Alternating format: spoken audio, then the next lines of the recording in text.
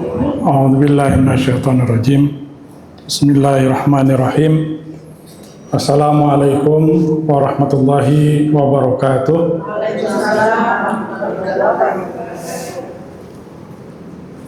Alhamdulillahi wa kafa, wassalatu wassalamu ala nabiyil mustafa wa ala alihi wa sahbihi ahli sidqi wal wafa. Asyhadu an la ilaha illallah jalla wa ala wa asyhadu anna Muhammadan abduhu wa rasuluhu arsalahu bil huda. Allahumma shalli ala Muhammad wa ala ali Muhammad kama shallaita ala Ibrahim wa ala ali Ibrahim wa barik ala Muhammad wa ala ali Muhammad kama barakta ala Ibrahim wa ala ali Ibrahim innaka Hamidum Majid. Amma ba'du, qala Allah ta'ala fil Qur'anil Karim, a'udzu billahi minasyaitonir rajim. Ya ayyuhalladzina amanu taqullaha haqqa tuqatih wa la tamutunna illa wa antum muslimun. Para hadirin, para alumni haji ataupun umroh, alhamdulillah pada pagi ini kita berkumpul. Kalau alumni itu kan reunian ya, reunian. Nah, reunian di satu majelis, yakni majelis ilmu yang biasa kita laksanakan di setiap bulannya, di pekan kedua harusnya, tapi beberapa bulan kita vakum ya karena banyak sekali kegiatan yang harus dilaksanakan atau program-program dari Hudaya Safari yang harus disiapkan, terutama untuk persiapan haji ya. Jadi baru dimulai kembali kajian ini. Dan pada kesempatan ini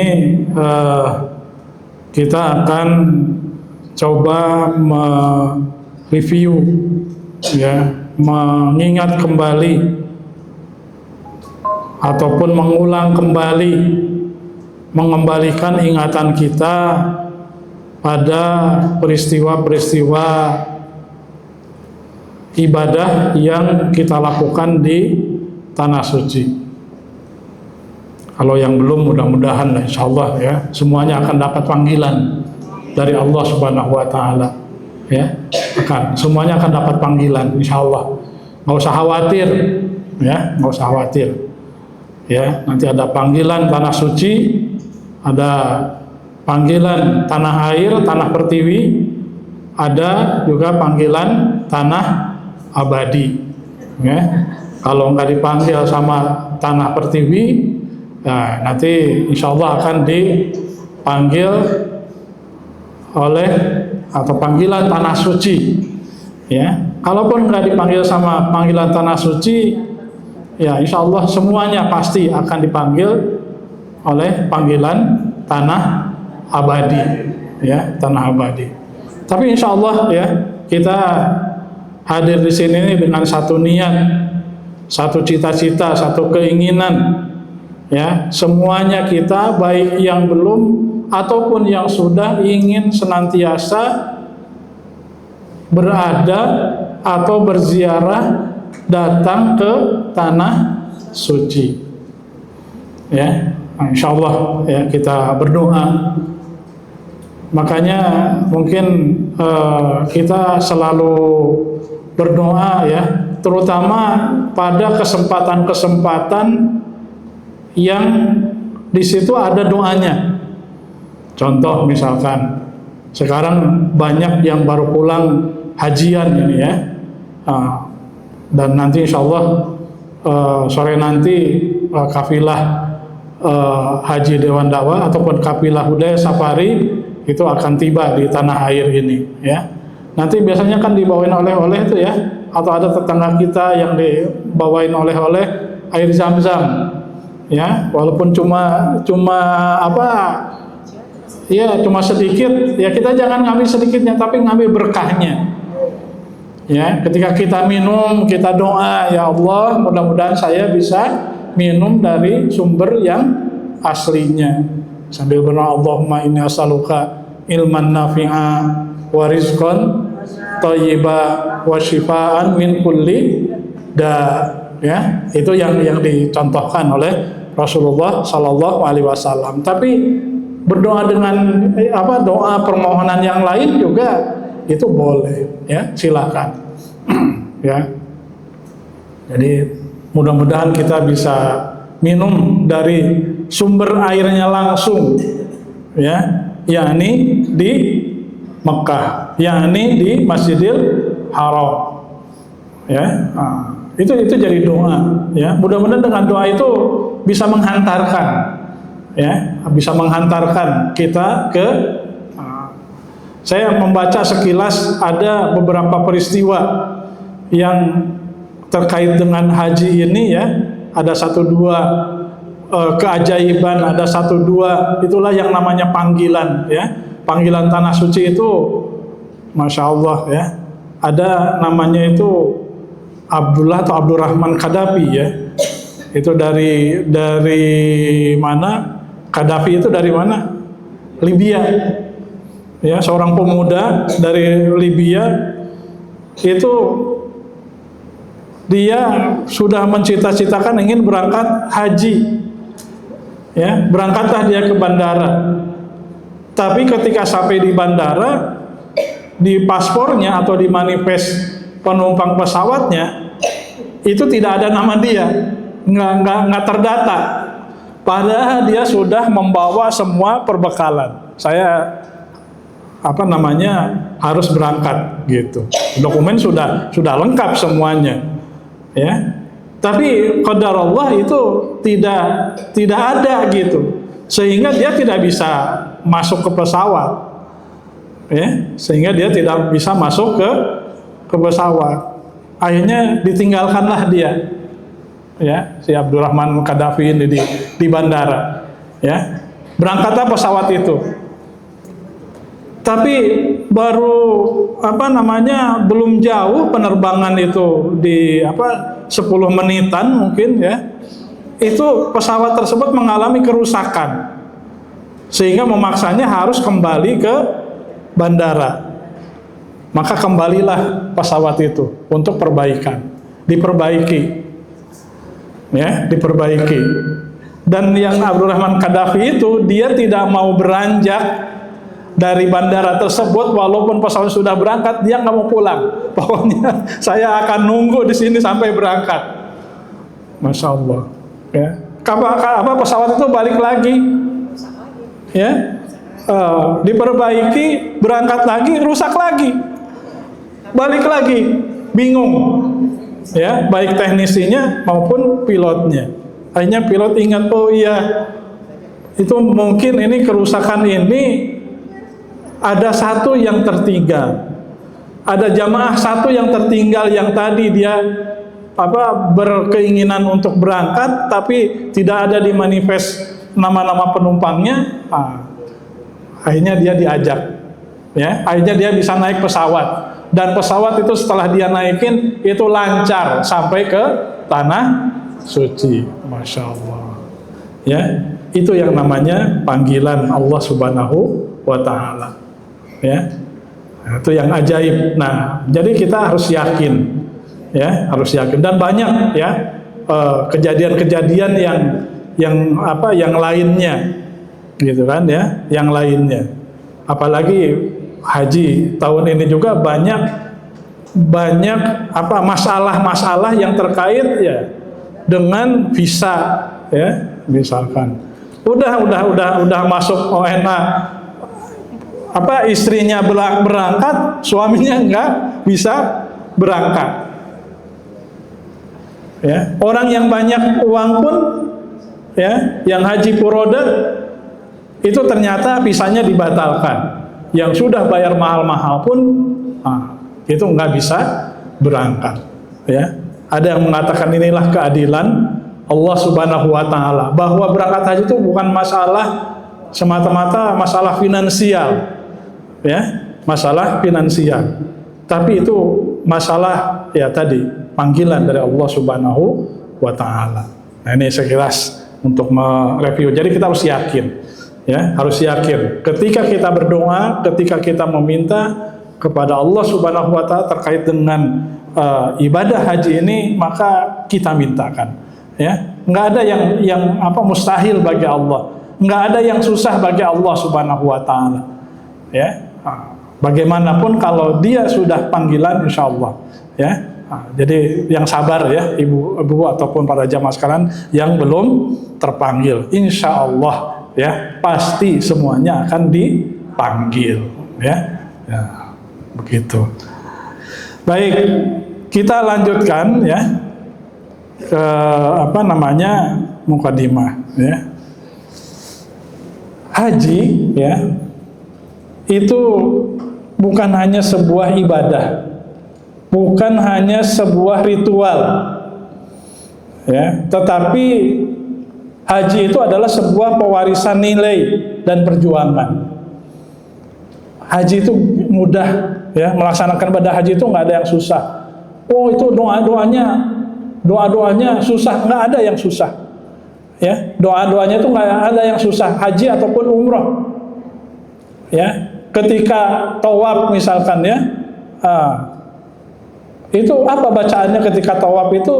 Yang paling utama bacaan tawaf itu, ya, ketika mulai itu dimulai dengan Bismillah, Allahu Akbar, ya, istilam, ya, kemudian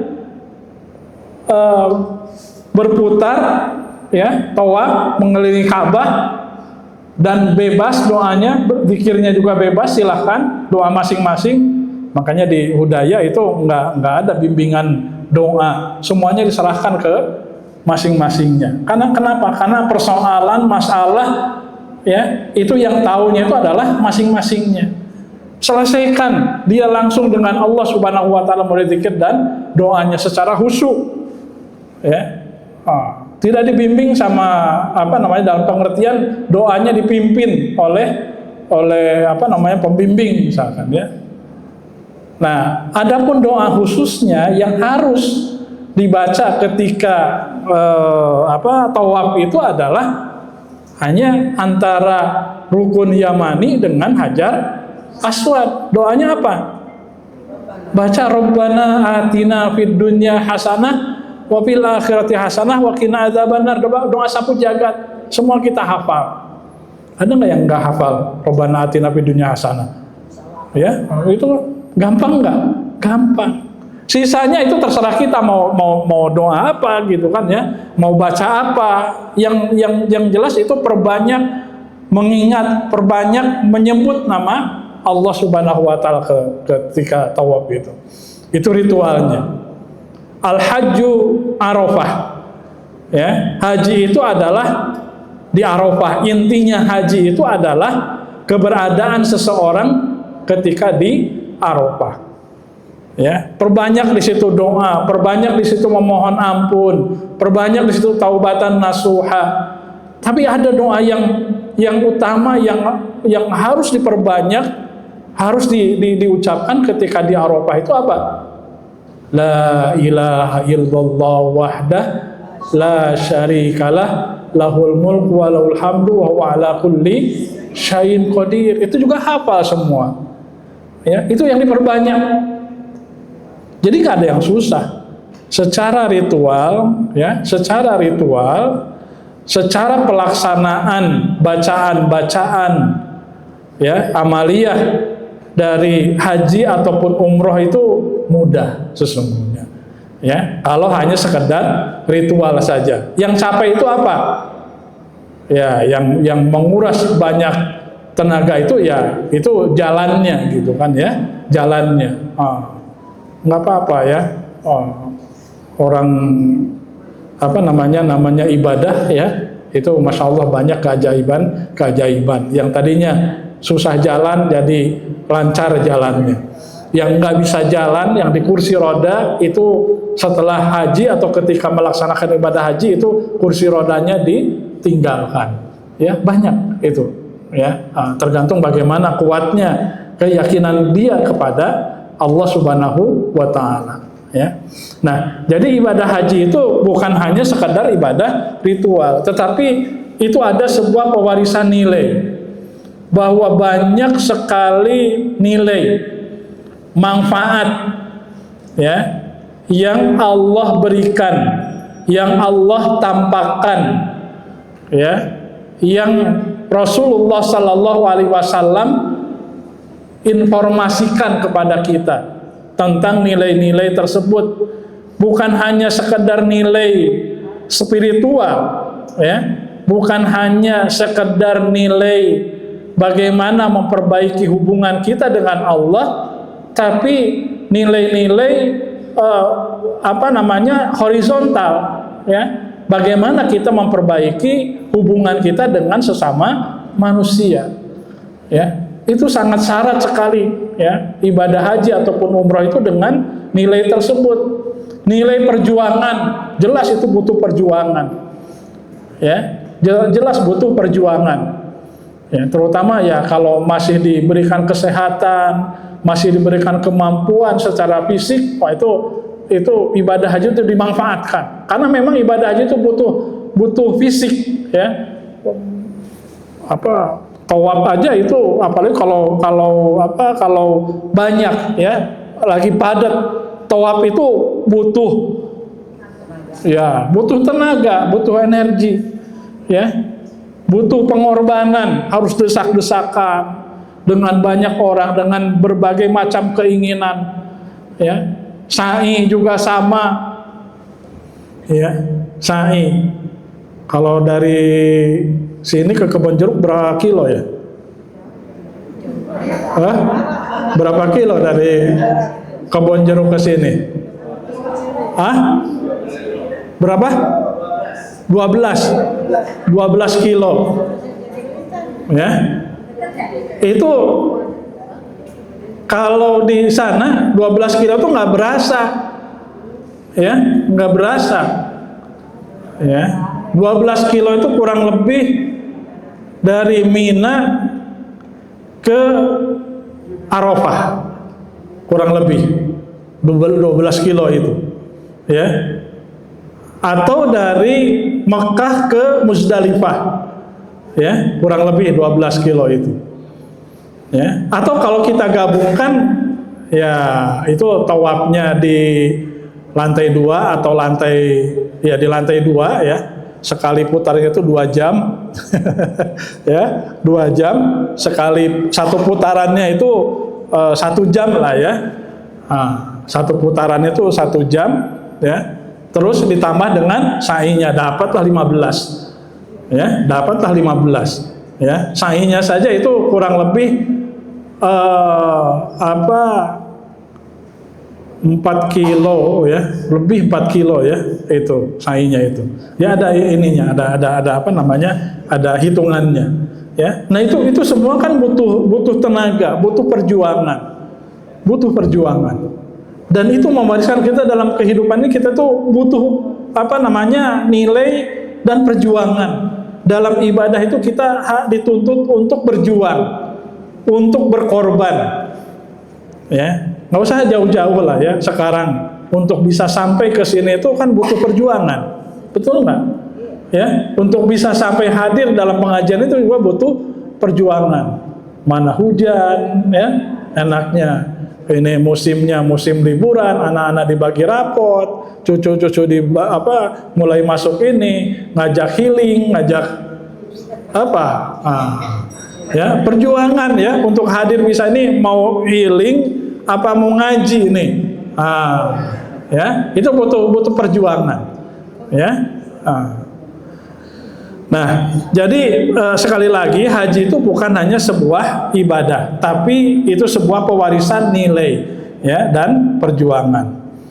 Kemudian Arafah, ya, nanti kita akan lebih mengerucut lagi, ya. Ini Arafah, karena yang disebut dengan haji itu adalah Arafah. Arafah itu bukan hanya sebagai pusat haji, intinya haji itu ada di Arafah, Seperti tadi dalam hadis Rasulullah SAW, al-hajju Arafah. Haji itu adalah Arafah. Ya, bukan hanya sekedar pusat haji, tapi itu sebagai sebuah tempat atau sebagai titik tolak. Ya, titik tolak pergerakan. Ya, sebagai titik tolak pergerakan. Ya, titik tolak seseorang itu bergerak melakukan satu aktivitas, ya, melakukan satu aktivitas pergerakan, ya, sebuah sebuah semangat untuk bergerak, ya, itu Arafah itu.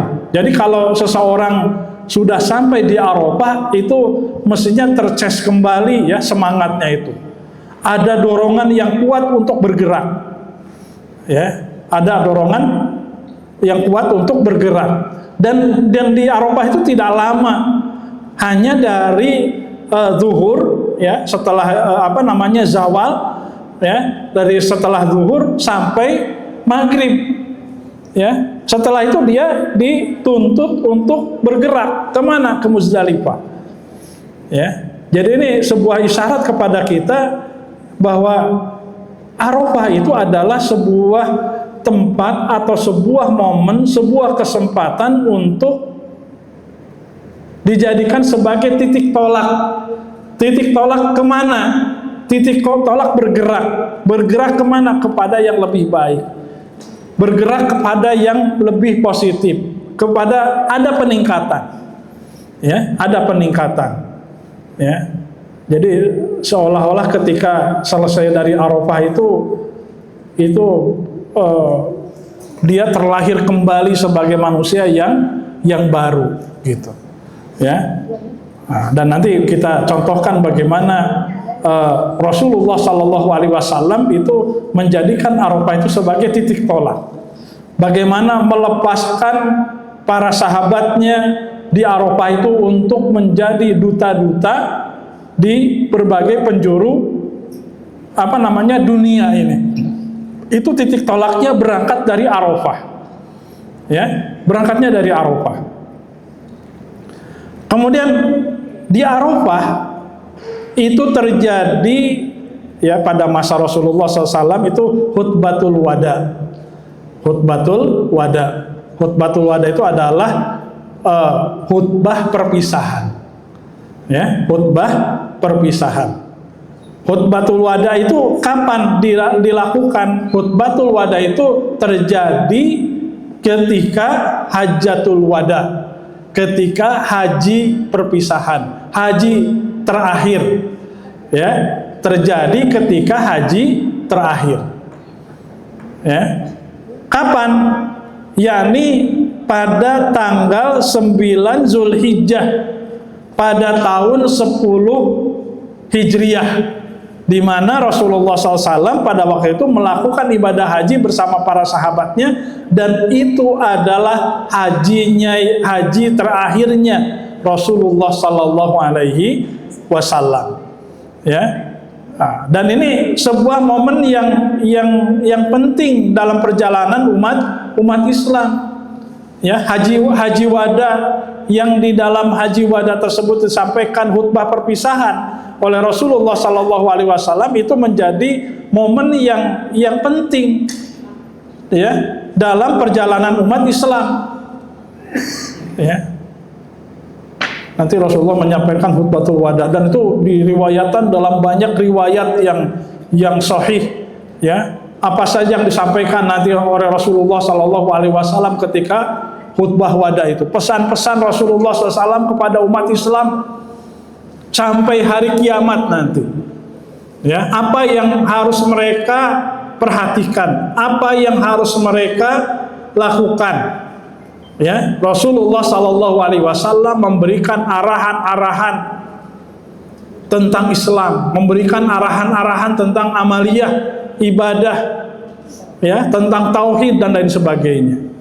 Ya, nah ini terjadi ketika tanggal 9, ketika itu Rasulullah SAW berangkat dari Mina, tanggal 8, dari Mina, ya, di pagi hari setelah sholat subuh itu berangkatlah Rasulullah SAW ke Arafah, ya. Jadi tanggal 9-nya, bukan tanggal 8. Tanggal 8 itu semua jamaah haji ada di, ya, contoh Rasulullah SAW itu ada di Mina, bukan berada di Arafah itu dari tanggal 8, tapi baru, ya, tanggal 9-nya itu bergerak menuju ke Arafah.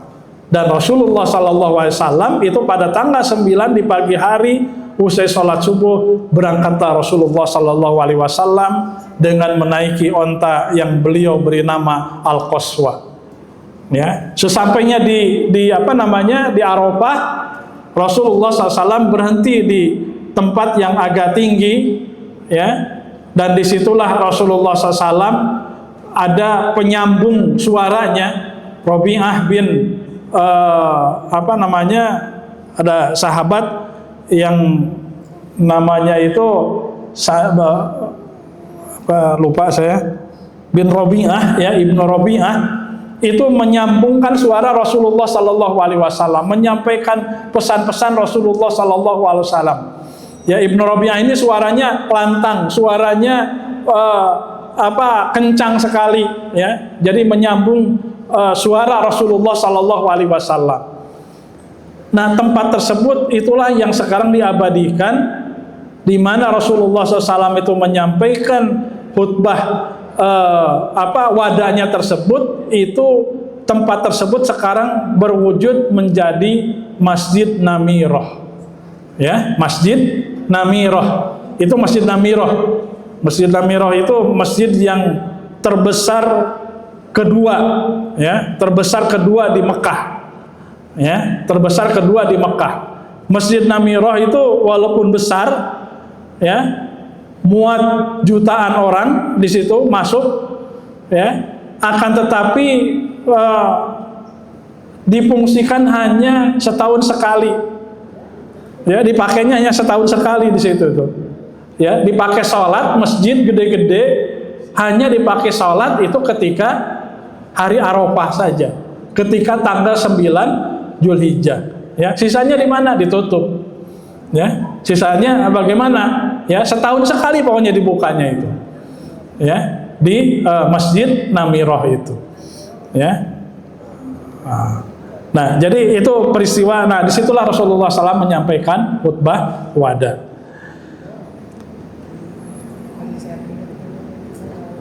Tadi Arafah dikatakan sebagai satu momen, satu tempat untuk atau sebagai titik tolak pergerakan. Ada yang namanya sunukronya, ya, sunukronya. Bacanya gimana nih? Ya, sunukronya pokoknya, ya, yang kita kenal. Siapa sunukronya itu? Orang Belanda. Terus?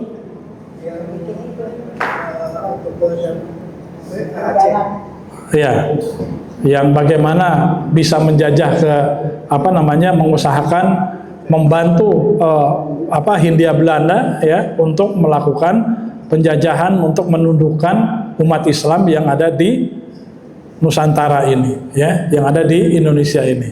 Termasuk dia juga berangkat haji juga Sunukronya ini. Ganti nama setelah pulang dari haji itu menjadi Abdul Ghaffar, ya, Sunukronya ini. Ini Sunukronya ini dia pura-pura Islam, pura-pura haji, tapi tujuannya itu adalah untuk bagaimana bisa menyusupkan, bisa melakukan spionase, bisa melakukan pembiasan terhadap ajaran-ajaran Islam, ya. Bisa membungkam, ya, para pahlawan ataupun para pahlawan-pahlawan nasional, ya, ataupun para pejuang-pejuang Indonesia dalam merebut kemerdekaan, ya. Ini Sunukronya ini, ya. Jadi peran Sunukronya dalam usaha membungkam dan menghancurkan para pejuang kemerdekaan itu dengan politik haji, ya. Jadi haji ini dipolitisasi, ya. Haji ini dipolitisasi. Bagaimana para hujjaj atau orang-orang yang sudah menunaikan ibadah haji, ya, itu diawasi, dibungkam, diiming-imingi, ya, pokoknya dikriminalisasi, dijebak mereka itu, ya, dirusak hajinya tersebut, ya. Nah, itu terutama terjadi ketika awal tahun 1911,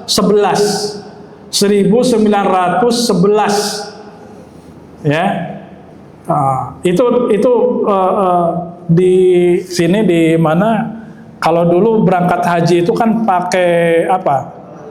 Pakai kapal, ya, kapal laut. Berapa bulan di kapal laut itu? 3 bulanan, ya. Itu nyampe apa namanya, Yalamlam atau nyampe Jeddah, ya. Itu jamaah haji itu turun dari kapal tuh cemong semua, ya. Ya, karena kapalnya bukan kapal ini, kapal uap gitu kan, ya, cemong semua gitu, ya. Masya Allah, perjuangan itu kan, ya, betul-betul perjuangan. Militansinya itu, ya, para jamaah itu luar biasa. Nah, pada tahun 1911, ya, itu pemerintah Hindia Belanda itu menjadikan ada di Kepulauan Seribu sekarang tuh ada yang namanya Pulau Onrus, ya, Pulau Onrus, ya. Itu dari bahasa Belanda itu kan, Onrus itu asal nama itu dari Anres, ya, Anres, sebagai tempat istirahat, pulau yang dijadikan sebagai tempat peristirahatan. Itu sudah ada dari sejak Kerajaan Banten, ya, sebelum Hindia Belanda itu atau VOC itu datang ke kita, itu Pulau Onrus itu sudah dijadikan sebagai tempat peristirahatan, sebagai tempat jalan-jalan, healing, ya. Rekreasi di situ, wisata, ya, oleh para raja-raja dari Banten, ya, ataupun dari Jayakarta, Sunda Kelapa, ya. Nah, terus juga zaman VOC itu sempat dijadikan sebagai benteng pertahanan dari serangan tentara-tentara Inggris, ya.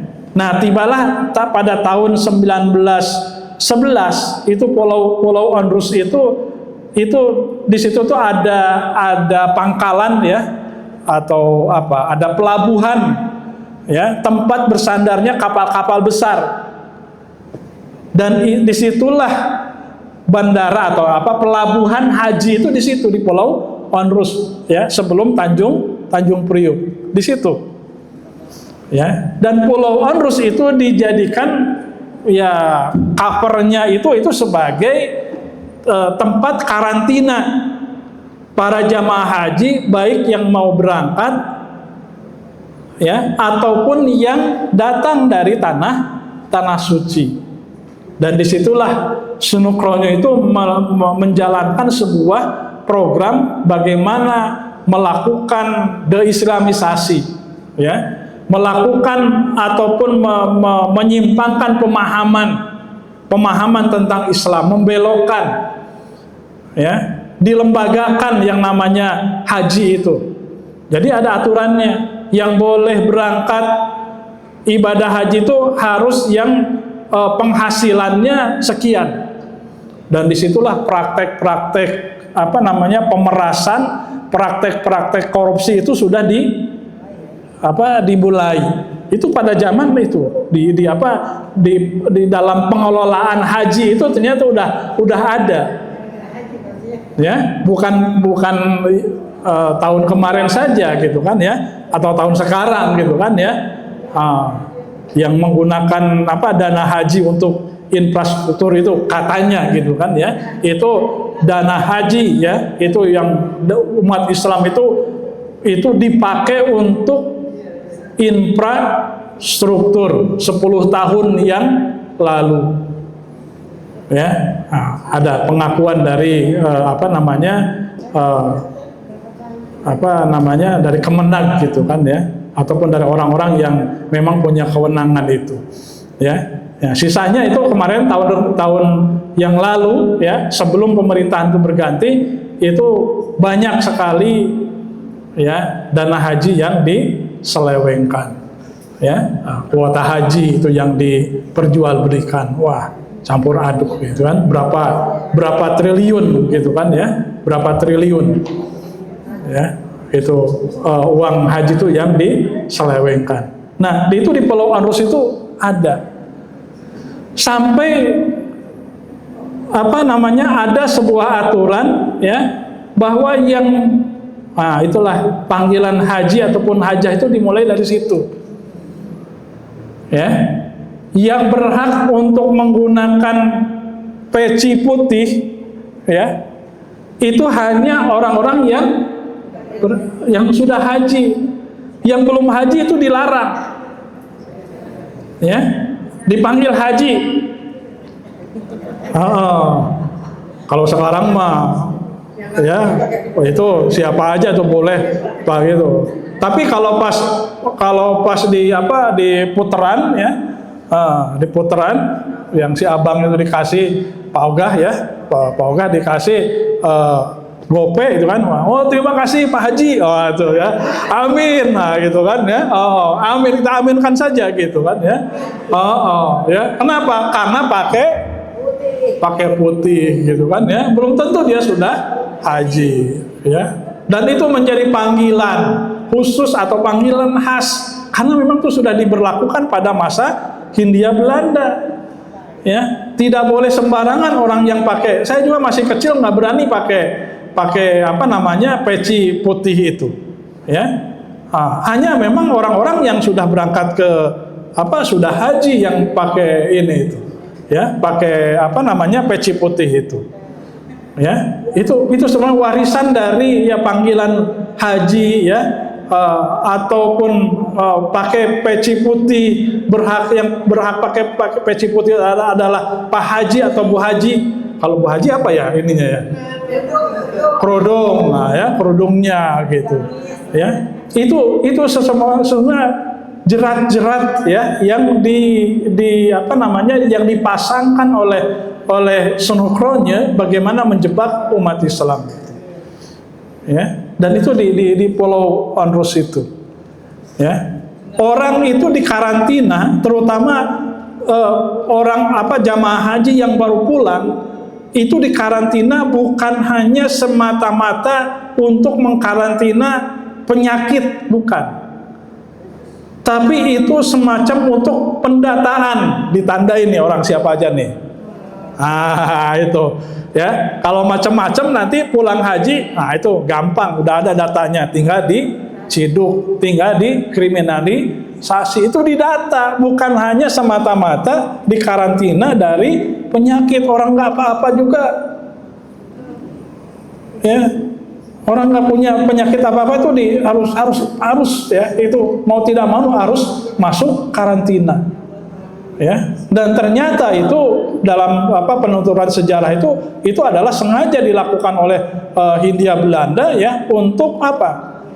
Karena ternyata perjuangan kemerdekaan Indonesia itu banyak digerakkan, banyak terinspirasi dari para hujjaj, banyak terinspirasi, banyak digerakkan oleh alumni haji. Nah, makanya dulu orang-orang yang baru pulang dari haji ataupun yang sudah bergelar haji itu menjadi pelopor penggerak kemerdekaan ya. Coba ada yang namanya Haji Agus Salim, ada Pangeran Diponegoro, semuanya itu muslim, semuanya haji ya. Jadi penggerak perjuang kemerdekaan. Makanya bagi mereka yang pulang dari dari Mekah itu ditandai, dilembagakan nih, sengaja dipisahkan, ditandai nih. Ini baru pulang dari dari haji ini ya, ditandai ya. Nanti kalau macam-macam ini datanya sudah ada dan nanti akan dikriminalisasi, ya, diciduk nanti, ya. Makanya ibu jangan macam-macam, Pak, ya. Udah ada datanya nanti, gitu, ya.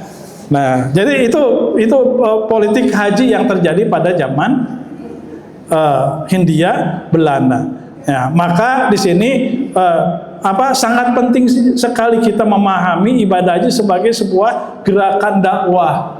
Apalagi kita berada travel ini, bimbingan haji ini ada di bawah bendera Dewan Dakwah atau milik Dewan Dakwah.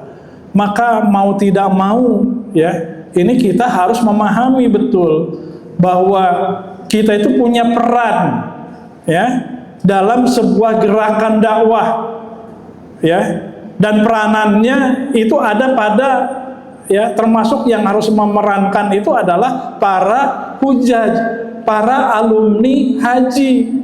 Itu harus mengambil peran dalam apa? Dalam menggerakkan dakwah.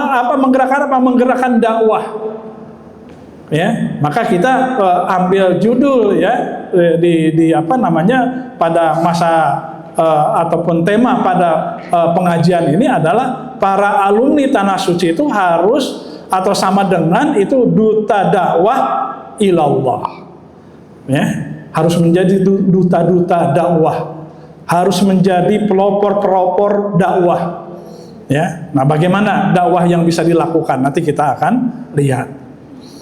Ya, nah, jadi ini urgensinya kita membahas ini. Kita mengingatkan ada sebuah tugas suci, ya, yang harus kita perankan, yang harus kita ambil dari amaliyah ibadah haji yang sudah kita lakukan.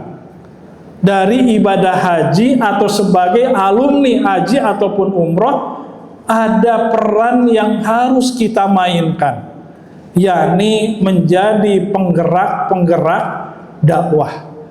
Dakwah kemana? Mengajak kemana? Dakwah ilallah, mengajak kepada Allah Subhanahu wa Ta'ala, mengajak kepada Al-Quran dan As-Sunnah.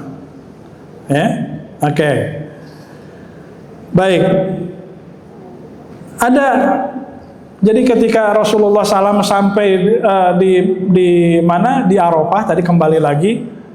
Ketika sampai di Arafah, Rasulullah SAW menyampaikan khutbah hajah, khutbatul wada, ya, khutbah perpisahan, ya. Maka hajinya disebut dengan haji wada, haji perpisahan, ya. Apa yang disampaikan oleh Rasulullah SAW? Yang disampaikan oleh Rasulullah SAW itu adalah mahasin al-Islam atau kebaikan-kebaikan Islam, keunggulan-keunggulan Islam, kelebihan-kelebihan Islam, keutamaan-keutamaan Islam, ya. Rasulullah SAW menyampaikannya itu secara interaktif, ya. Isma'u minni, ya, wahai para sahabat, ya ayyuhan nas, wahai manusia, isma'u minni fa inni uballighukum, ya, fi hadzal mauqif. Ya, jadi wahai manusia yang hadir di Arafah pada waktu itu, dengarkanlah, simaklah, aku akan menyampaikan kepada kepada kalian, ya, pesan-pesan yang dimana pesan-pesan itu mungkin pada tahun yang akan datang aku tidak bisa lagi bertemu dengan kalian. Masya Allah, ya. Rasulullah SAW menyampaikan itu kalau yang punya para sahabat yang punya feeling, ya, yang baik itu udah nangis saja, ya. Barangkali nanti pada tahun yang akan datang aku tidak bisa lagi bertemu dengan kalian, ya, di tempat yang mulia ini, di tempat ini bersama dengan kalian. Nanti kita lihat apa maknanya itu. Jadi Rasulullah SAW menyampaikan itu. Abu Bakar As-Siddiq, ya, ketika turun ayat ataupun surat idza jaa nasrullahi wal fath, wa ra'aitanna sayadkhuluna fi dinillahi afwaja fasabbih bihamdi rabbika wastaghfir innahu kana tawwaba. Apa yang terjadi pada Abu Bakar As-Siddiq? Beliau menangis. Beliau menangis. Ya. Demikian juga Ibnu Abbas sebagai turjuman Rasulullah sallallahu alaihi wasallam. Sampai ditanyakan kepada Ibnu Abbas, itu idza jaa Nasrullah SAW, itu surat apa itu? Surat An-Nasr. Surat An-Nasr. Ya. Itu ketika dalam satu majelis di mana para sahabat senior itu hadir pada masa kekhalifahan Abu Bakar Umar bin Khattab, ya, Ibnu Abbas itu dihadirkan ke majelis tersebut, ya. Kemudian Ibnu Umar ataupun sahabat-sahabat yang senior itu agak mencibir, ya, kepada Ibnu Abbas, loh, anak kecil kok hadir di sini gitu kan, ya, di majelisnya sahabat-sahabat senior, ngapain lagi gitu kan, ya, anak ingusan itu hadir gitu, ya. Tapi itu dihadirkan oleh Umar bin Khattab. Kemudian Umar bin Khattab menyampaikan, ya, siapa yang tahu tentang ayat ini, tentang surat An-Nasr ini, ya. Wah, yang satu mengatakan yang senior itu, ya. Kemudian yang terakhir Umar bin Khattab bertanya kepada Ibnu Abbas, wahai Ibnu Abbas, apa yang kamu pahami dari ini? Ya, Ibnu Abbas mengatakan ayat tersebut adalah pertanda ajalnya Rasulullah Sallallahu Alaihi Wasallam itu sudah dekat. Pertanda kematian Rasulullah Sallallahu Alaihi Wasallam itu sudah dekat. Kalau sudah disampaikan Islam dan manusia masuk berbondong-bondong kepada Islam, berarti itu sudah selesai tugas Rasulullah SAW. Kalau sudah selesai ya pulang, ya. Kalau sudah selesai ya sudah selesai. Berarti berakhirlah masa kenabian. Artinya Rasulullah SAW itu akan segera diwafatkan. Dan memang itu tidak lama setelah dari Fatu Mekah itu Rasulullah SAW pulang dan sakit. Akhirnya wafatlah Rasulullah Sallallahu Alaihi Wasallam. Nah, itu ketika diturunkan tadi ayat tadi, ya, surat An-Nasr ataupun ketika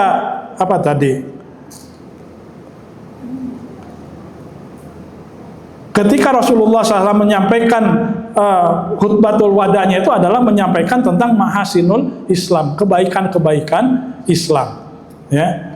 Dan Rasulullah SAW mengatakan, sesungguhnya aku ataupun pada tahun yang akan datang mungkin kita tidak akan lagi bertemu dengan kalian seperti pada hari ini di tempat yang ini pula. Itu dimaknai oleh para sahabat yang mengerti pada waktu itu ini adalah pertanda dekatnya ajal Rasulullah Sallallahu Alaihi Wasallam. Apa yang disampaikan oleh Rasulullah Sallallahu Alaihi Wasallam pada waktu itu?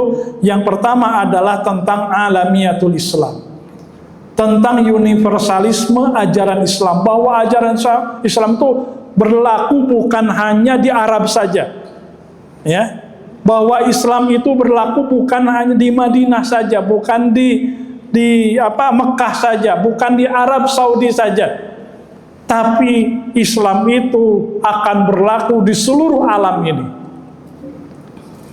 ya, dari timur sampai barat, ya, dari dari Korea sampai Kroya, ya,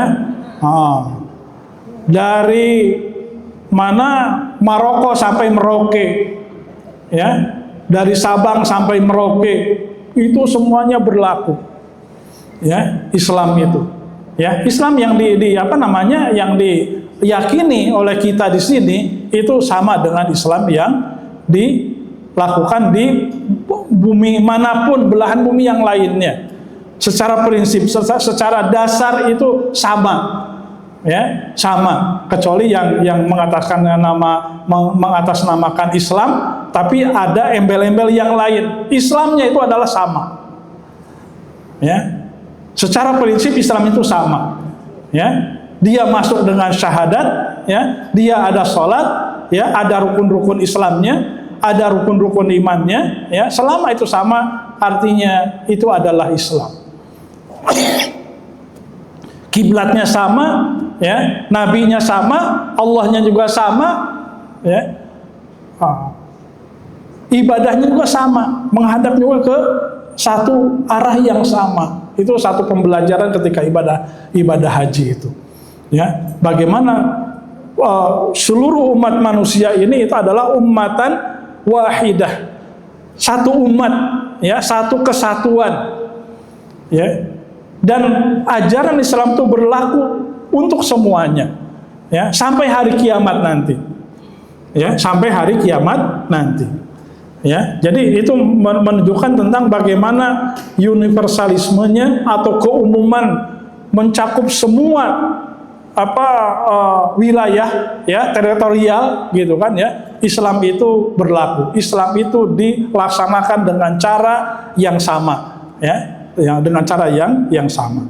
Kemudian disampaikan juga oleh Rasulullah SAW tentang syumuliyatul Islam wa kamaliyatuhu. Ya, tentang komprehensivitas, ya, al-Islam dan kesempurnaan. Bahwa Islam itu mengatur semua aspek kehidupan kita. Apapun profesi kita, apapun pekerjaan kita, apapun jenis kelamin kita, apapun pekerjaan kita, Islam itu sudah mengatur.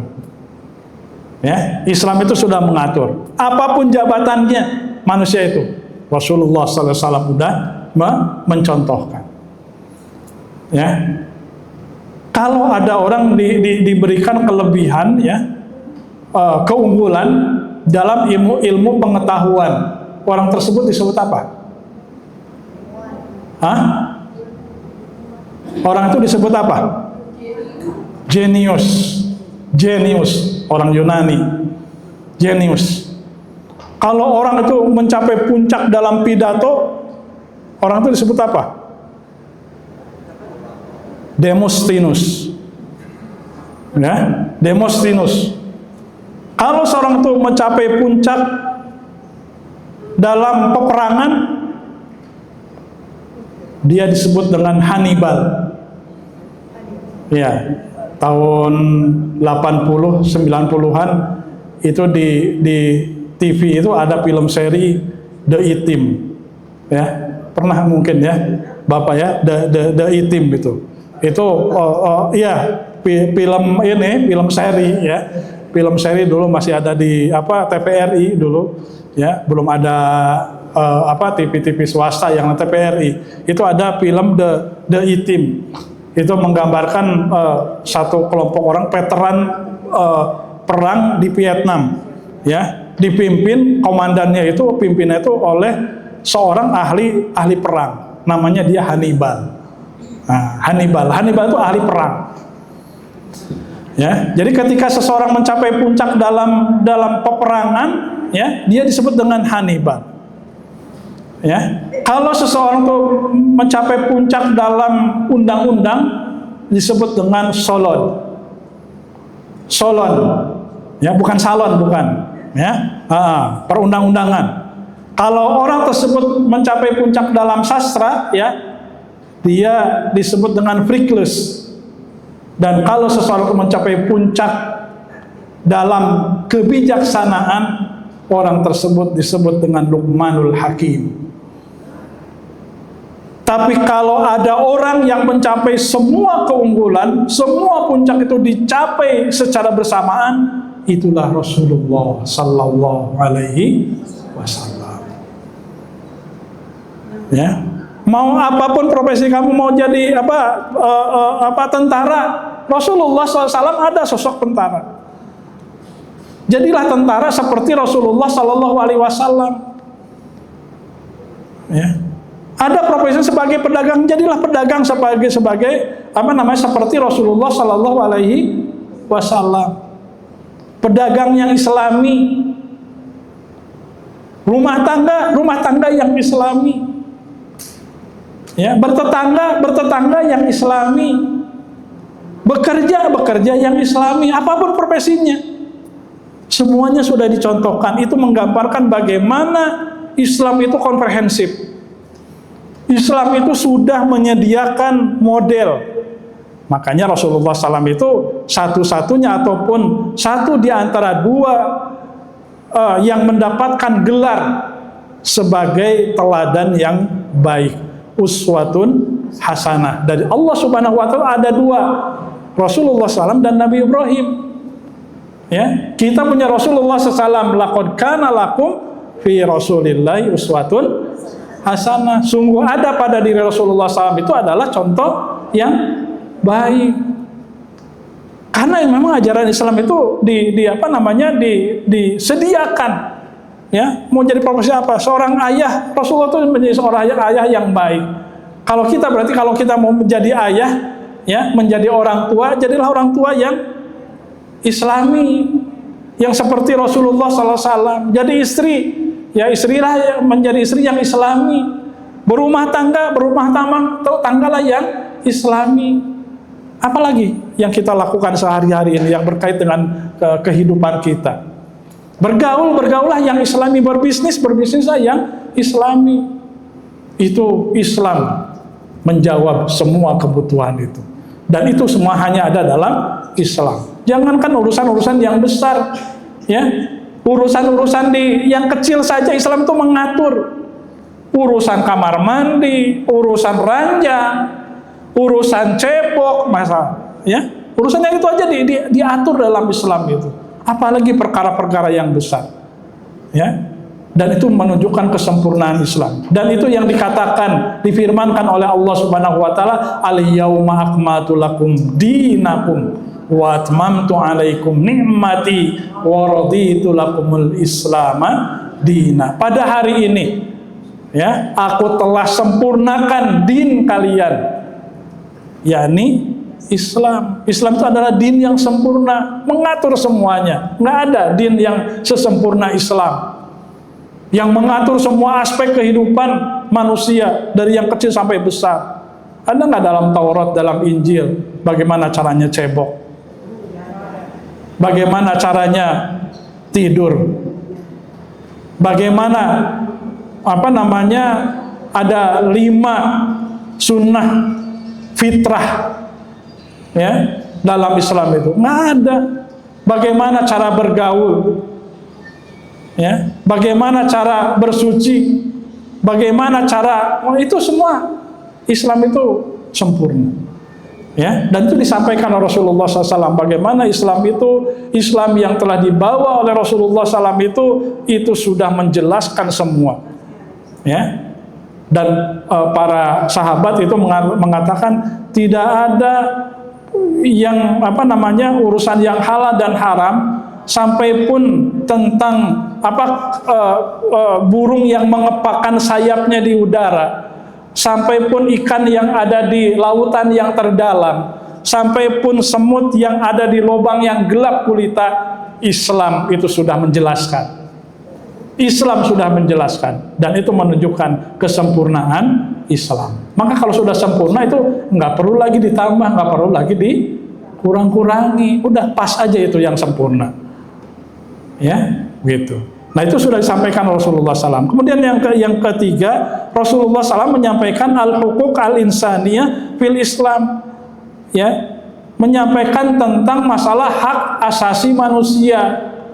Hak asasi manusia itu dicanangkan, sudah sudah disampaikan, sudah diajarkan oleh Rasulullah SAW jauh-jauh sebelum konvensi PBB itu ditandatangani, yang kaitannya dengan masalah hak asasi manusia. Walaupun dalam segi penerapannya itu masih diskriminatif, ya.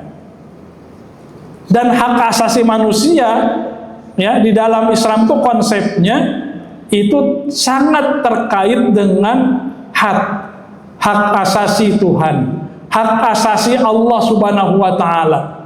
Kalau hak asasi Allah Subhanahu wa taala itu terlanggar, ya, dilanggar, sudah otomatis hak asasi manusia itu juga tercederai. Maka jangan coba-coba di dalam Islam itu dia rusak hak asasi Allah Subhanahu wa taala. Karena ketika hak asasi Allah Subhanahu wa taala itu dirusak, itu sudah otomatis hak asasi manusia itu juga akan rusak. Gitu. Ya. Kemudian yang selanjutnya ketika khutbatul wada itu disampaikan tentang masalah al-ukhuwah fil Islam, tentang persaudaraan dalam Islam. Ya, tentang persaudaraan dalam Islam. Masya Allah, apalagi ketika haji ya, itu terasa sekali.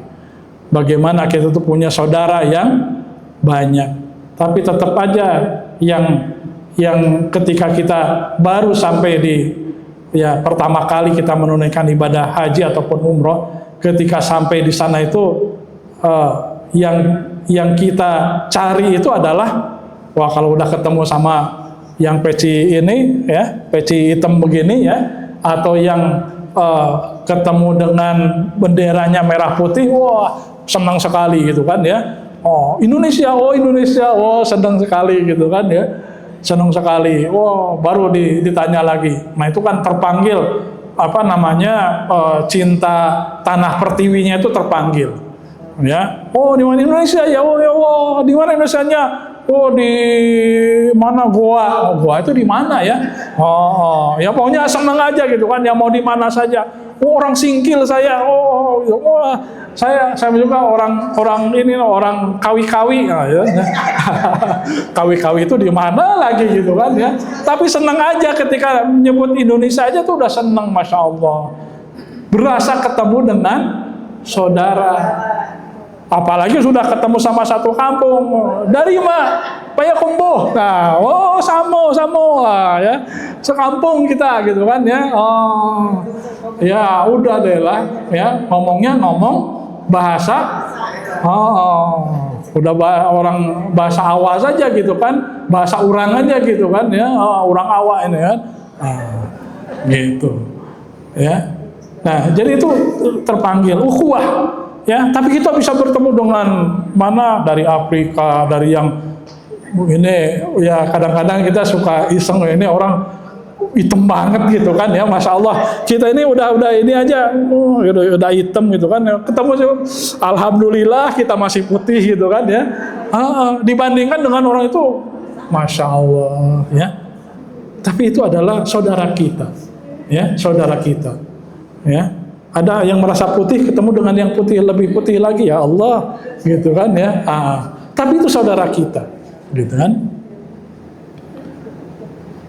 Kemudian wihdatul ummah disampaikan tentang kesatuan dan persatuan umat. Ya, prinsip-prinsip kesatuan dan persatuan umat juga itu diterapkan ya secara aplikatif oleh Rasulullah SAW, terutama ketika haji itu.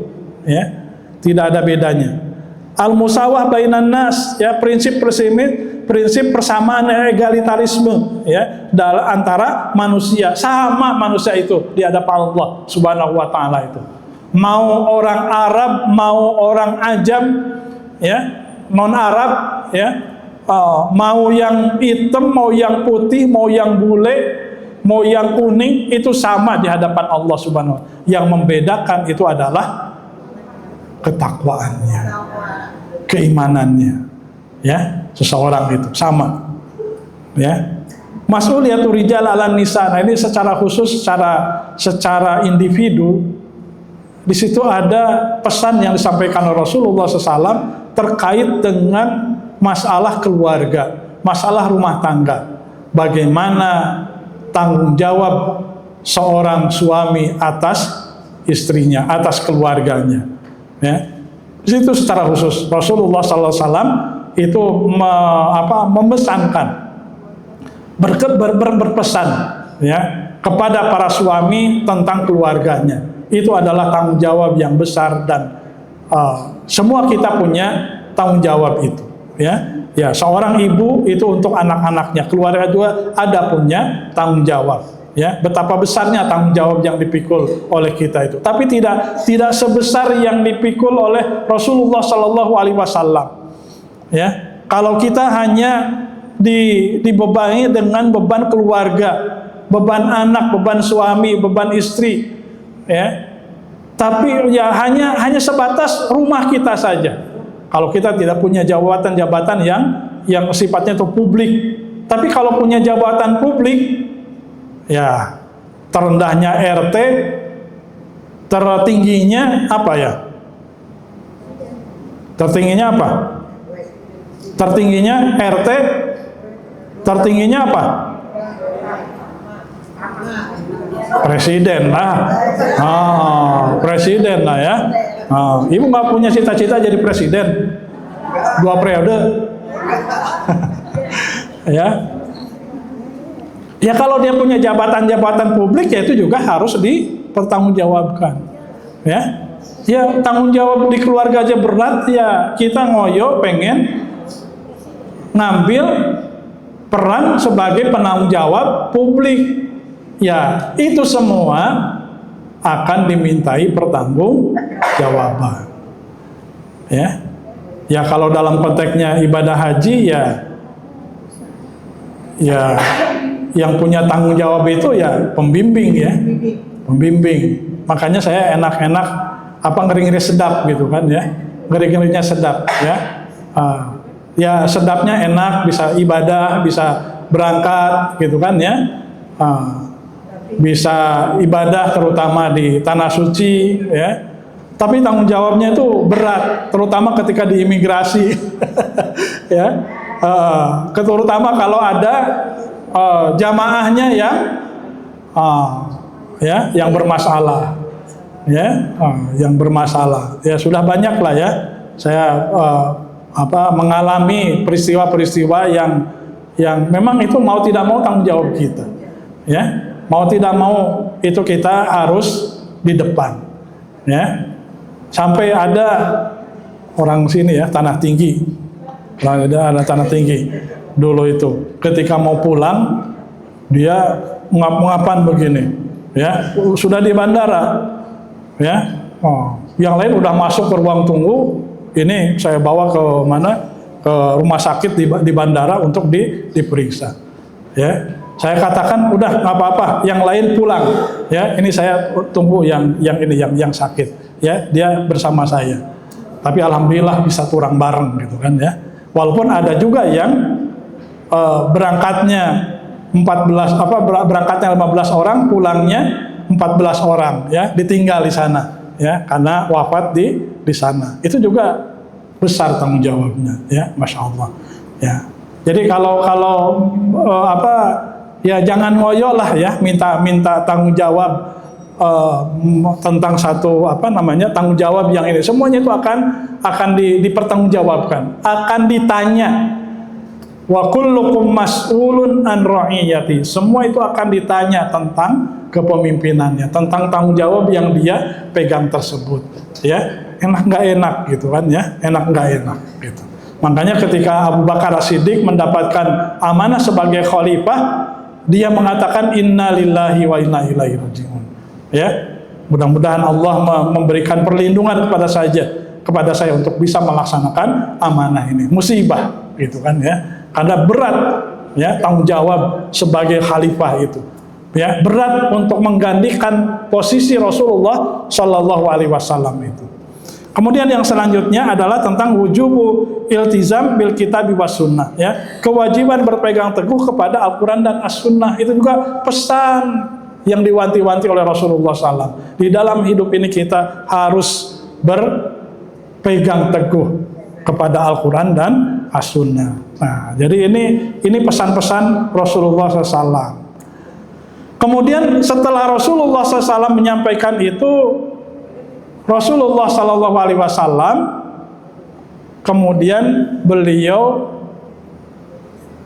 bertanya kepada para sahabatnya, fahal ballagtu, wahai para sahabat, ayuhan nas, apakah aku sudah menyampaikan semua apa yang tadi aku sebutkan ini?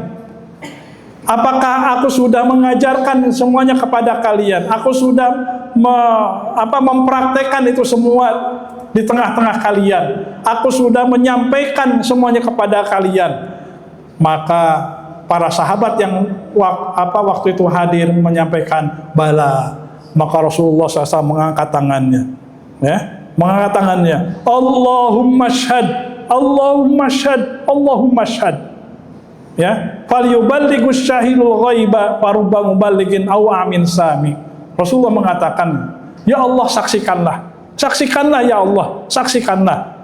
Ya, bahwa aku telah menyampaikan. Aku telah menyampaikan. Ya, maka hendaklah yang hadir pada hari ini itu menyampaikan pesan-pesanku ini kepada yang tidak hadir. Ya. Karena betapa banyak orang yang menerima penyampaian secara langsung itu lebih sadar dibandingkan dengan orang yang hanya mendengar. Ya. Dibandingkan dengan hanya orang yang mendengar. Beda ya nanti ceritanya. Yang hadir pada hari ini, yang menyaksikan secara langsung kajian ini, dengan yang tidak hadir, ataupun dengan yang hanya lewat streaming misalkan. Ya, lewat streaming. Ini Mas Wildan, ininya mati nih. Udah. Ya, jadi yang lewat streaming itu beda dia menerimanya, memahaminya beda. Ya, dengan yang hadir pada waktu ini, walaupun ketika hadir itu dia menyimaknya dengan ngantuk-ngantuk. Ngantuk-ngantuk, betul nggak Bu ya? Tapi beda, jauh banget beda.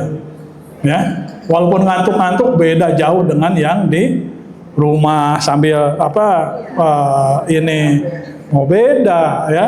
Mendingan hadir di sini sambil ngantuk-ngantuk daripada di rumah ataupun di mana saja dia liatin HP ngantuk-ngantuk juga gitu kan ya.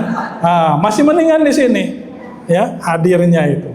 Sama seperti di kajian-kajian itu ya tetap dia lebih baik ya, lebih baik secara langsung ya. Nah, jadi tapi dia punya tanggung jawab ya. Maksudnya di sini Rasulullah mengatakan hendaklah orang yang hadir di Arafah hari ini, atau bahasa sekarang ini, hendaklah orang-orang yang sudah menunaikan haji, sudah berwukuf di Arafah, itu untuk menyampaikan tentang kebaikan-kebaikan Islam itu ketika mereka pulang kepada orang-orang yang tidak hadir di Arafah, kepada orang-orang yang tidak menunaikan ibadah haji.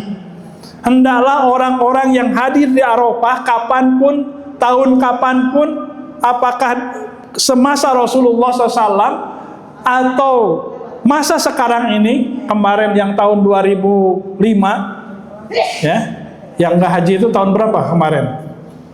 2020 ya? 2020 nggak ada haji kan? Ya, waktu corona ya. Yang tahun kapanpun kalian tuh hadir, dari semenjak Rasulullah SAW itu hadir di Arafah, bertemu dengan Rasulullah SAW, punya kewajiban dia menyampaikan, mengajarkan tentang mahasinul Islam, ya, tentang ini, ya, kepada orang-orang yang tidak hadir, ya, kepada orang-orang yang tidak hadir. Dia punya kewajiban untuk menyampaikan itu semua. Ya. Nah, itu ada di mana? Ada di antaranya di alumni Haji Budaya Safari, alumni Umroh Budaya Safari. Yang umroh juga kan diajak ke Arafah nggak? Diajak nggak ke Arafah? Ajak ke Arafah, walaupun nggak wukuf, ya, wukuf juga sih, ya, wukuf juga, wukuf juga, paling setengah jam, ya, setengah jam di Arafah itu, dan bisnya juga wukuf, ya, wukuf itu artinya apa? Berdiam diri, berhenti, ya, bisnya berhenti nggak? Ketika umroh, berhenti, turun nggak? Naik nggak ke bukit? Oh, ada yang naik, gitu kan ya. Tetap dia ada beban, ya, ada tanggung jawab untuk menyampaikan Islam kepada orang-orang yang tidak melaksanakan umroh, yang tidak hadir di Arafah. gitu. Nah, hadirin sekalian, dari hadis yang tadi ini ada beberapa fawaid, ya, ada beberapa fawaid. Ini jam berapa nih? Sampai jam berapa? Ya, yang pertama, ya, ini saya sampaikan singkat. Sebuah isyarat, ya, berakhirnya risalah kenabian dan dekatnya ajar Rasulullah Sallallahu Alaihi Wasallam. Jadi hadis yang tadi itu sebagai pertanda bahwa ajalnya Rasulullah SAW itu dekat. Khutbatul wada itu adalah sebagai isyarat dekatnya ajal Rasulullah Sallallahu Alaihi Wasallam. Pidato ataupun khutbatul wada yang disampaikan oleh Rasulullah SAW itu adalah pidato pertanggungjawaban risalah, ya, risalah langsung kepada di hadapan umat, ya. Kalau presiden itu ada sidang paripurna, ya, itu menyampaikan pertanggungjawaban di depan majelis permusyawaratan rakyat, ya, yang disampaikan oleh kepala negara. Nah, Rasulullah SAW juga melakukan pidato pertanggungjawaban. Kapan? Ketika haji wada tersebut, yang dinamakan pidato pertanggungjawaban tersebut dengan khutbatul wada, ya. Sekaligus pada waktu itu juga Rasulullah Shallallahu Alaihi Wasallam melakukan timbang terima dakwah, ya, serah terima jabatan, sertijab dakwah ataupun risalah. Apa yang diserahkan? Ya, yang diserahkan adalah tanggung jawab untuk melanjutkan risalah, untuk melanjutkan dakwah yang telah dilakukan oleh Rasulullah Sallallahu Alaihi Wasallam. Setelah Rasulullah menyampaikan pertanggungjawaban, beliau bersaksi, Allahumma syahid, ya Allah, saksikan saya sudah menyampaikan ini. Mereka semua sudah sudah menyatakan kesaksiannya. Apakah aku sudah menyampaikan risalah? Ya, para sahabat mengatakan, sudah ya Rasulullah. Baru mengatakan, ya Allahumma syahid, ya Allah saksikanlah. Mereka semua sudah mengatakan iya, ya, aku telah menyampaikan risalah. Itu pertanggungjawaban, ya, sudah menyampaikan pertanggungjawaban. Maka setelah itu Rasulullah menyampaikan, falyuballighus syahidul ghaiba. Hendaklah orang yang hadir pada waktu ini menyampaikan kepada orang yang tidak hadir. Nah, itu timbang terima dakwahnya.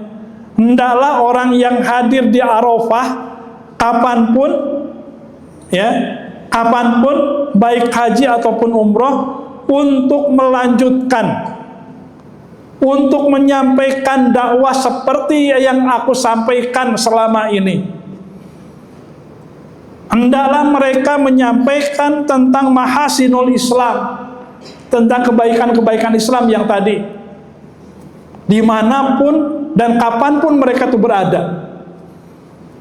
Nah, ini bahasa kerennya itu di situ dilantik, ya, terjadi sertijab dan pelantikan di Arafah itu. Pelantikan apa? Pelantikan duta-duta dakwah. Di dalam hadis Rasulullah Sallallahu Alaihi Wasallam itu dikatakan bahwa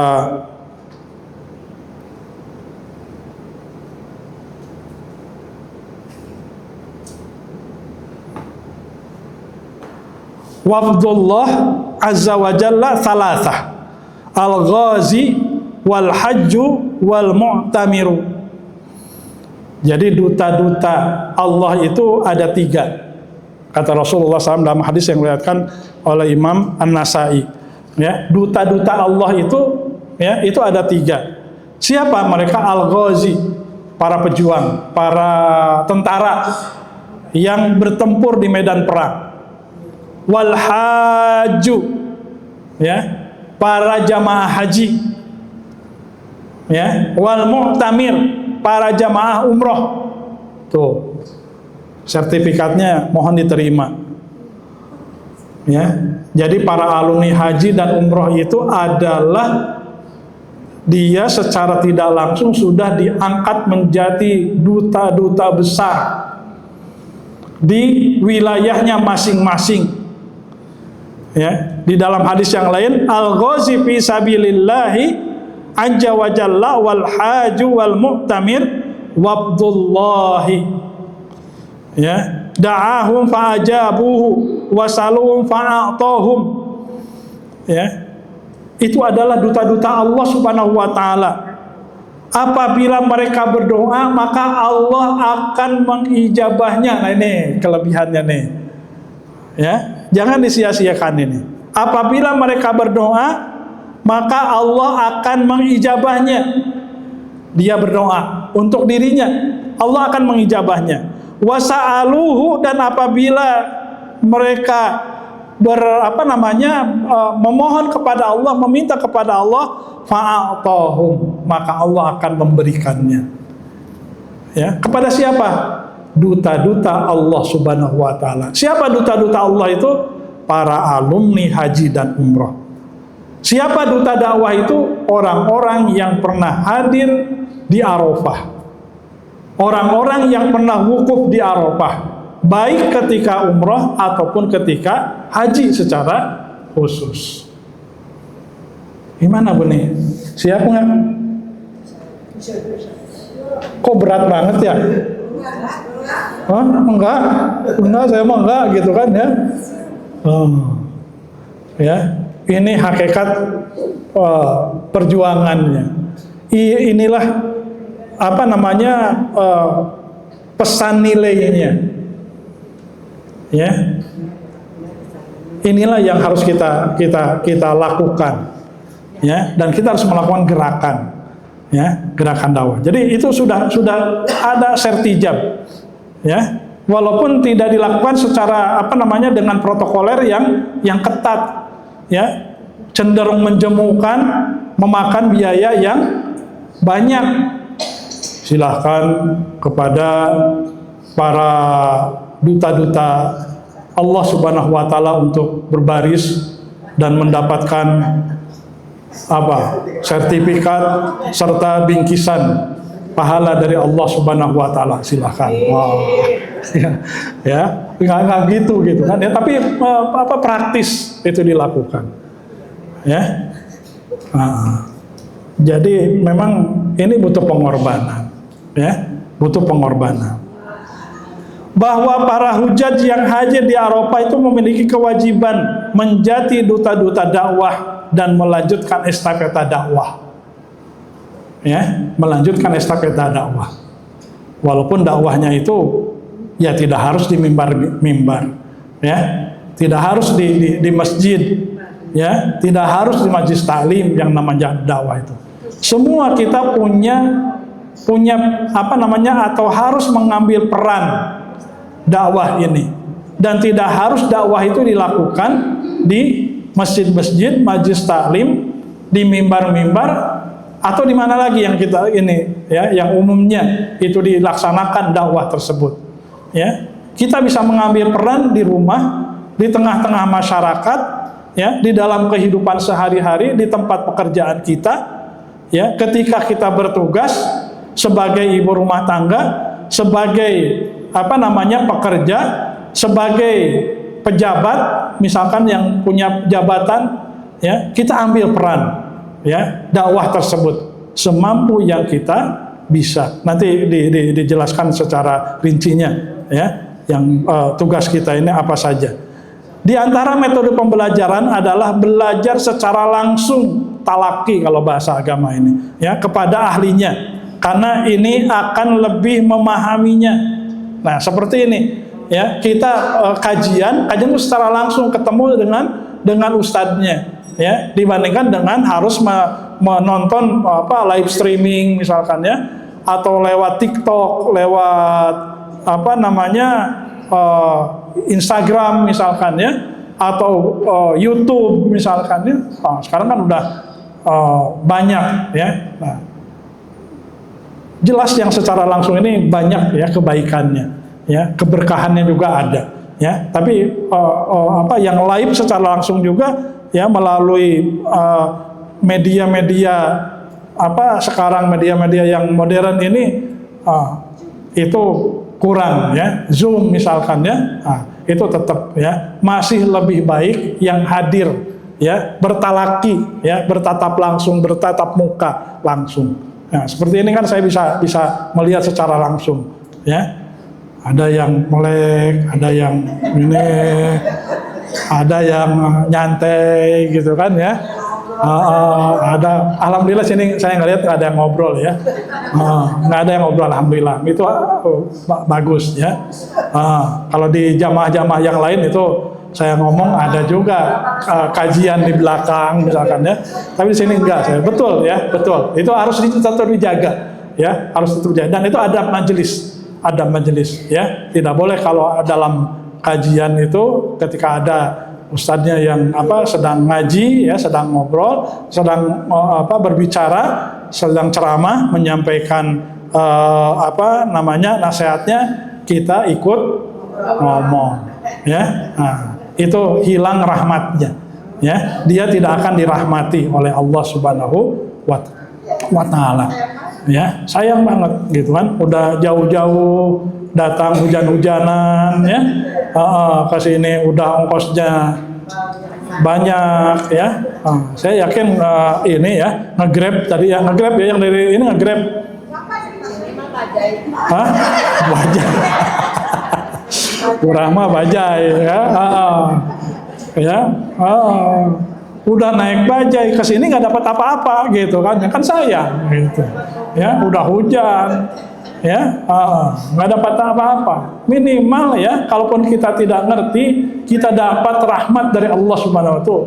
Cari, oh saya mah udah dapat rahmat ya, suami saya namanya Rahmat. Ya, tiap hari saya mah dapat rahmat gitu kan ya. Iya, ternyata suaminya namanya Rahmatullah gitu kan ya. Dia mendapatkan rahmat Allah Subhanahu wa Ta'ala. Yang dimaksud rahmat di sini rahmat yang dari atas ya.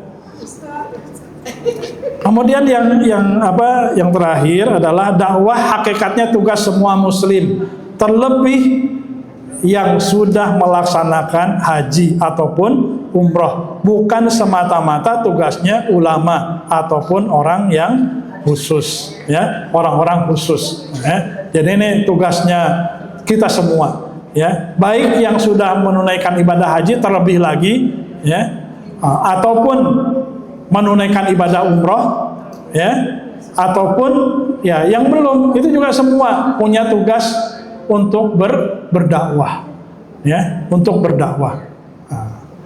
Baik, ini masih banyak slide-nya ya, dari di sini, tapi saya batasi saja.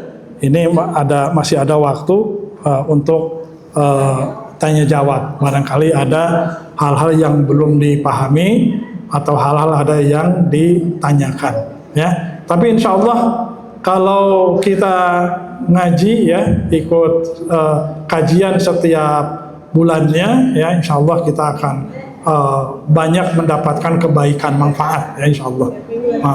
Ya. Tapi baik, siapa yang ada mau nggak, silahkan.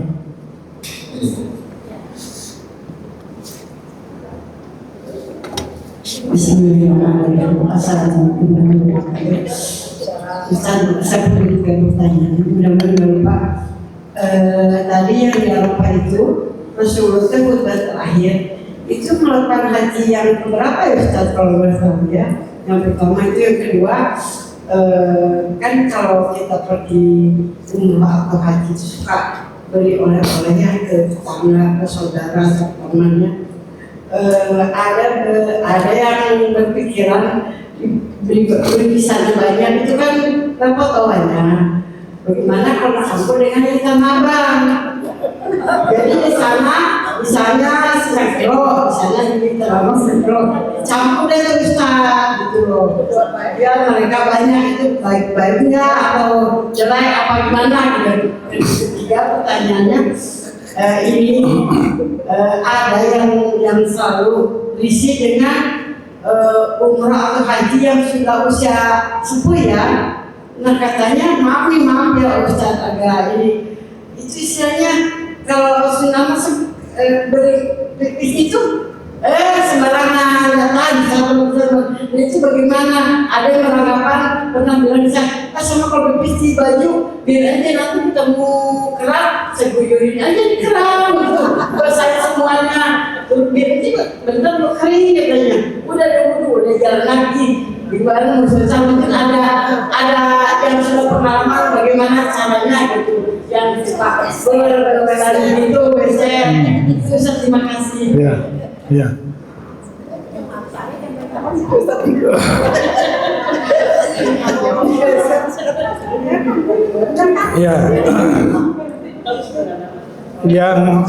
yang pertama, langsung aja ya, langsung.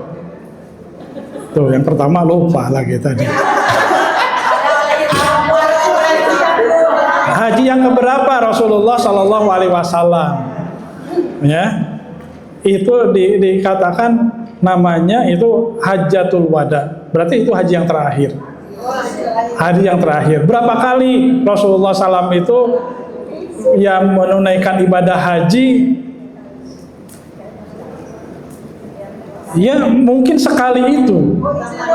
Ya sekali itu. Karena pada tahun sebelumnya Rasulullah SAW mau melakukan ibadah haji kan tidak boleh, dicekal.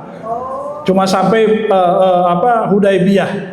Ya, yang di situ Rasulullah SAW itu berbaiat, ya, berbaiat, ya. Dan wajibnya haji itu hanya sekali, ya, wajibnya hanya sekali, ya.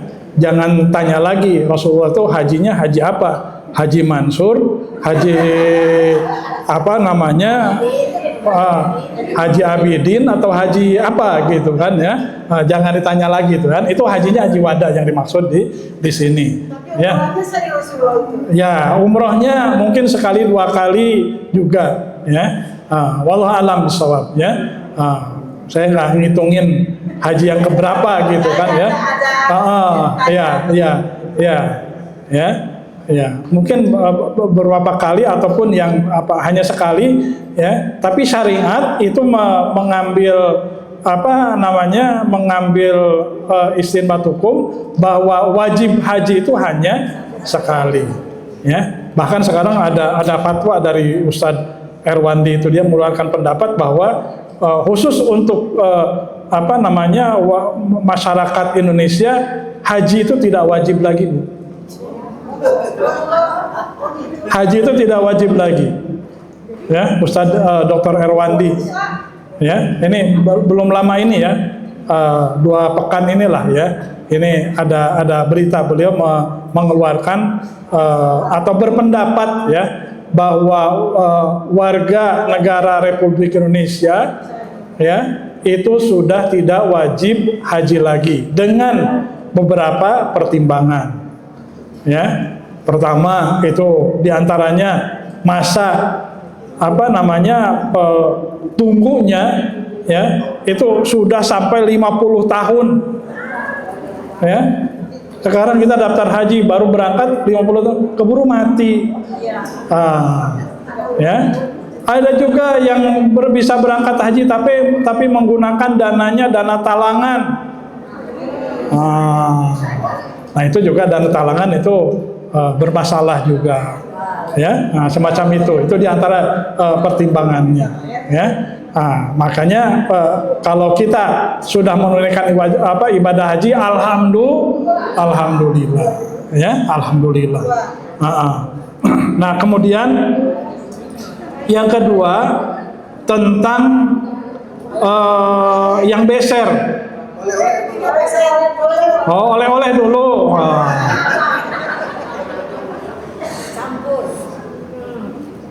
Maksudnya itu pertanyakan boleh nggak beli di Tanah Abang? Boleh saja.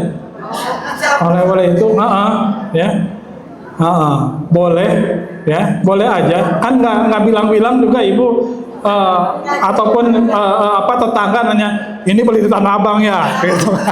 Kan nggak juga, gitu kan ya. Ya, ketika mereka dapat, mereka bilangnya alhamdulillah. Saya walaupun nggak berangkat haji dapat oleh-oleh. Ya, nggak ada yang nanya, Bu, maaf, ini kacang ininya ini dari Tanah Abang ya, gitu. Ibu jawabnya gimana? Iya, bilang aja iya. Memang mau ngapa? Gitu kan ya. Ya. Iya. Jadi itu boleh, ya, boleh. Ya, kalau oleh-oleh itu ya boleh saja gitu. Kemudian yang ketiga, bagaimana yang beser? Ya, yang beser itu ya beser itu kan karena mungkin kelebihan air. Iya, memang kelebihan air berarti kan ya. Iya, kelebihan airnya meluap begitu kan ya. Dan stop kontaknya itu udah nggak berfungsi gitu kan ya. Udah lost gitu kan ya. Itu remnya itu. Nah, caranya jangankan yang sudah tua ya. Kita saja ya itu bingung ya sebenarnya kita saja. Apalagi kalau Ramadan misalkan ya. Baik, ada lagi atau cukup? Silakan. Assalamualaikum warahmatullahi wabarakatuh. Ustaz, saya mau bertanya. Kalau kita mau daftar haji, kita daftar haji dulu selama proses umur 20 atau 25 tahun itu masih lama, baru pergi umroh, atau kita pergi umroh dulu baru daftar haji? Yang mana yang lebih baik dan lebih diutamakan? Udah ada buat umrohnya. Ya. Sekarang aja daftar umroh. Ya. Kalau itu tuh Ustadz Wardi, tuh ini Ustadz Rusdi. Tapi kan kita bisa daftar haji dulu. Mana yang lebih diutamakan, daftar haji dulu, proses nunggu 25 tahun baru kita berangkat umroh, atau berangkat umroh nanti aja proses daftar hajinya gitu setelah pulang umroh? Lebih baik yang mana? Ya terserah ibu lah, atur aja lah sama orang dalam gitu. Ya. Tinggal datang ke ini saya punya ini haji dulu apa umroh dulu. Tinggal sama Pak Wardi atau Pak Pancak tuh. Ya, Pak Wardi tuh. Beliau standby di Kebun Jeruk. Makasih Ustaz. Ya, nih saya punya uang 30 nih, ya. Haji dulu apa umrah dulu? Gitu kan ya. Biar dimusyawarahkan. Kalau ada peluang bisa haji dulu, ya, sambil nunggu nanti umrah dulu, itu, ya. Tapi yang jelas daftar dulu, ya, yang itu penting, ya, daftar dulu, ya, ya. Baik, mudah-mudahan kita diberikan kemudahan ya. Untuk bisa hadir di Arafah, ya. Tapi tetap kita harus ngambil peran dalam gerakan dakwah ini. Dakwah itu bukan hanya sekedar mengukurkan kewajiban, ya. Tapi bagaimana ini dakwah itu harus harus dijadikan sebagai gerakan perubahan. Ya, yang tiap hari dakwahnya ya kualitas umat ini masih begini aja ya, apalagi yang nggak ada dakwahnya gitu ya. Makanya kita harus lebih meningkatkan lagi kualitas dakwah yang kita lakukan ya. Baik, itu mungkin cukup ya yang bisa disampaikan, mudah-mudahan bermanfaat ya. Kita akhiri dengan kafaratul majelis. Subhanaka Allahumma wa bihamdika asyhadu an la ilaha illa anta astaghfiruka wa atubu ilaik. Assalamualaikum warahmatullahi wabarakatuh. Labbaik Allahumma labbaik. Budaya Safari, hidupkan sunnah, jalin ukhuwah, raih barokah.